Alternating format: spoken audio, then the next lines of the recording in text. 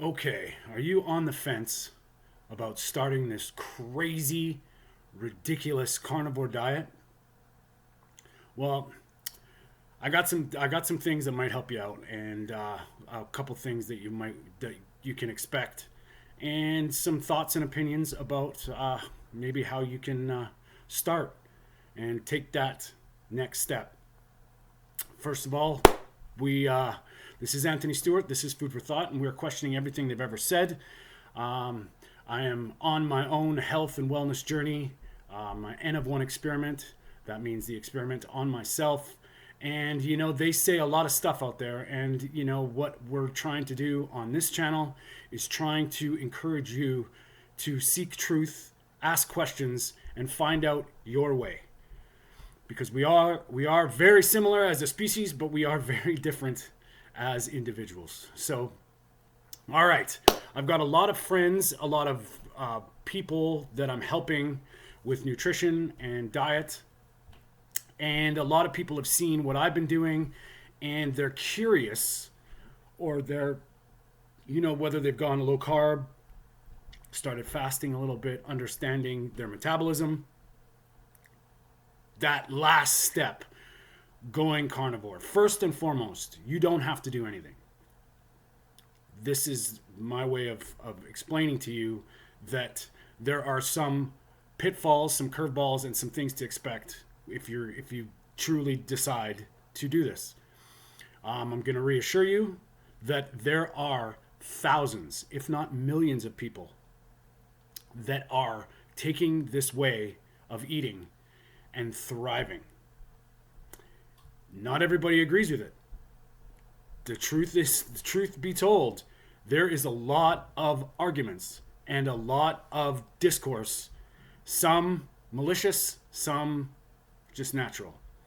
But I'm going to show you a couple things. I'm going to explain a couple things that you can expect. First, people will think you're nuts. Believe me, I've been doing this for about a year and a half, and slowly but surely, more people are starting to realize I might be onto something, because they're seeing me at work, they're seeing my life, they're seeing the state of my mind, my physical improvements, my body composition, and it's undeniable that it's working for me. Now, people will think you're crazy, and things that will pop up will be, it's boring, but what have you got to lose? You're going to try to eat bioavailable, nutrient dense, focused, prioritizing protein, and using fat for energy.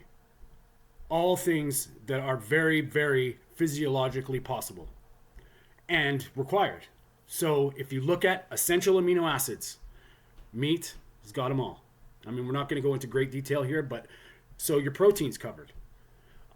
Your essential vitamins, butter, fat, vitamins A, D, E, K, your B vitamins, all covered. Right? Vitamin C is that little bit of whoa, what's up with that?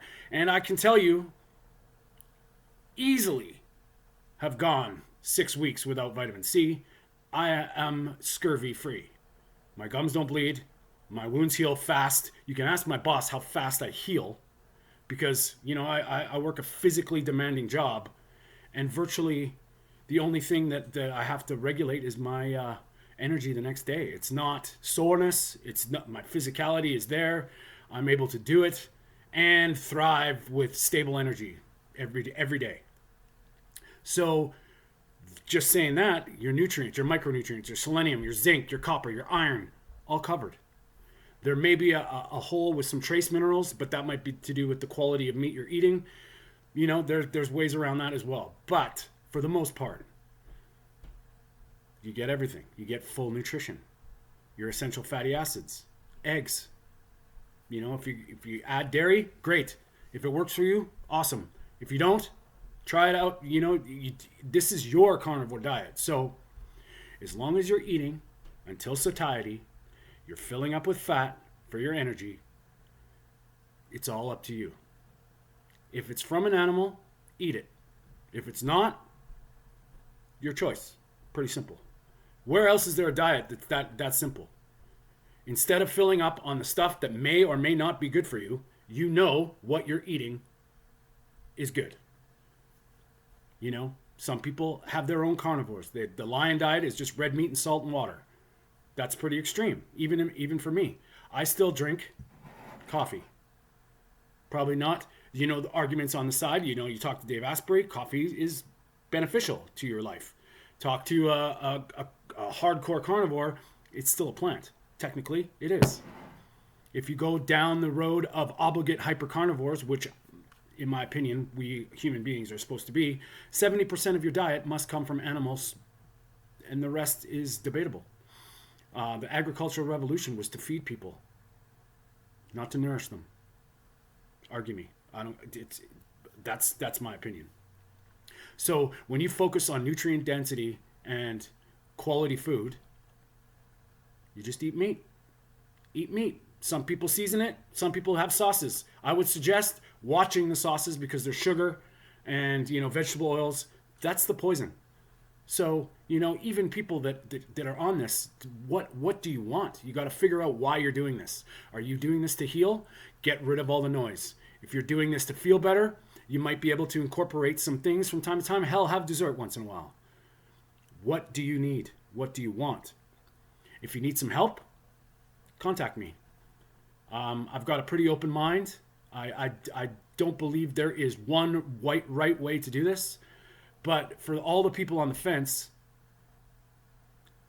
what's the worst that can happen? We've been polluting and destroying our bodies for decades with crap food. Now, 7 days, 30 days, 60 days of just meat. Science says both things. You're going to develop colon cancer in 60 days. Odds are it's probably what you've been doing before. You know, that's I'm not a doctor, I'm not a scientist. I'm a normal guy that has done a 180 with health. I'm happy with my body composition at 47 years old. I've never been happy with my body composition my whole life. Why? Obviously I'm doing something.